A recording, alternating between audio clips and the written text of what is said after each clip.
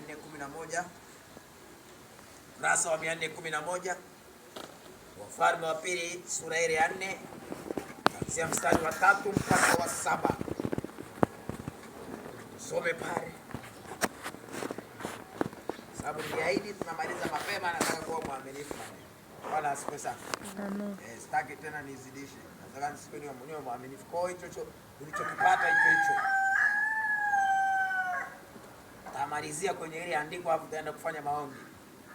Kama umepata kitu hicho kishike. Nimekuambia siri tatu za msingi. Bwana ananiambia nisiishie kwenye ile andiko. Ananiambia nitamalizia na la mwisho. Ili la kwanza nilolisoma pale linaongelea siri ya kwanza ya kutoa. Wakina Petro wa kutoa sadaka za fedha walitoa chombo chao. Tena inawezekana huwa wanawachaga watu wanafanya tu hivyo kama kawaida, hawajui kumbe ina faida. Ila siku hiyo walimtolea Mungu akahubiri pale.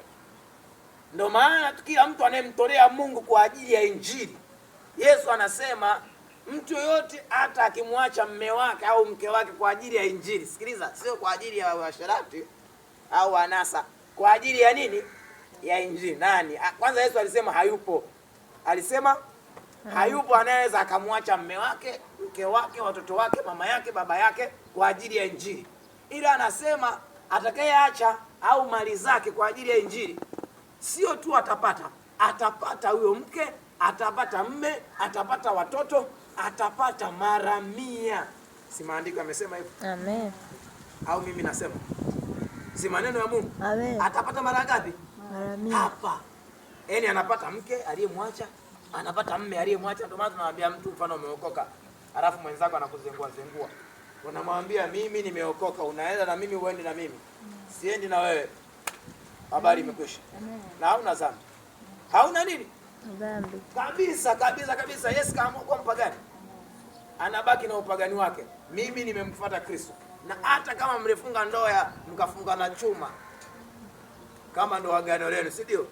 Mkaeka na jini makata kwamba atakayevunja linamkata, si ndio?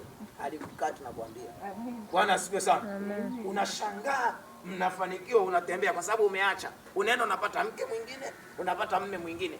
Ukiacha uzinzi, Mungu anaenda nakupa mme mzuri, unakuwa sio mzinzi. Ukiacha pombe kwa ajili ya Injili, si ulikuwa ni mlevi wa pombe, Mungu anaenda kukupa pombe nzuri ambayo ni Roho Mtakatifu. Bwana asifiwe sana. Usifikiri unavyoacha upepo unapewa zaidi ya hiyo pombe. Sasa si walikuwa wanakulewesha kwa ajili unakunywa pombe unalewa mpaka unakojoa.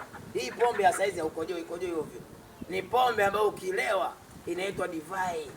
Hiyo ni Roho Mtakatifu. Ukilewa hiyo pombe mzee, unaanza kutabiri. Unaanza kunena kwa lugha. Unaanza unaweka mikono juu, wagonjwa wanapona. Umeona? Hiyo ndio Roho Mtakatifu, ndio pombe. Sio pombe ile ambayo unakunywa pombe unaanza kuchafuka. Bwana asifiwe sana. Tena tukasome haya maandiko tunaelewa. Hii ni siri ya kwanza ya kutoa. Walipotoa wanapata mara 100. Ndio maana masamaki yaliwazidi. Maana ni kanuni ya kimungu. Ukiona umetoa halafu hujapata mara 100, usilie. Bwana asifiwe sana. Inawezekana hujaona vizuri, ila ukitoa lazima utapata mara 100.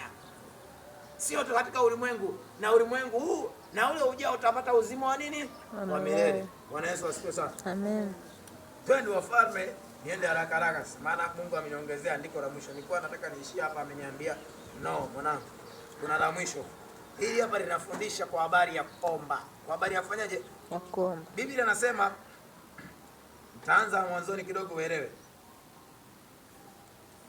Wafalme wa Pili, nitaanzia sura ya 4 mstari wa kwanza. Anasema basi mwanamke mmoja miongoni mwa wake wa wana wa manabii alimlilia Elisha. Sikiliza, alifanyaje? Alimlilia. Elisha alikuwa anamwakilisha Mungu. Ni sasa na leo ni mchungaji, mimi ni kuhani wa Mungu, namwakilisha nani? Unapokuja kwangu mimi namwakilisha Mungu. Unaponiletea shida yako na haja yako, mimi namwakilisha Mungu. Maanake mimi nasema na Mungu wa mbingu na nchi. Yeye anajibu shida. Huyu mwanamke sio kwamba alimwendea Elisha, maanake alimwendea Mungu wa mbinguni. Akamlilia, akamwambia mimi ni mjane. Maandiko yanasema kwamba akasema mtumishi wako mume wangu, sikiza anavyoenda, mtumishi wako mume Wangu. Anaanza mtumishi wako, mume wangu. Anasema nawe unajua ya kuwa mtumishi wako alikuwa mcha Bwana, na aliyemuia au anayemdai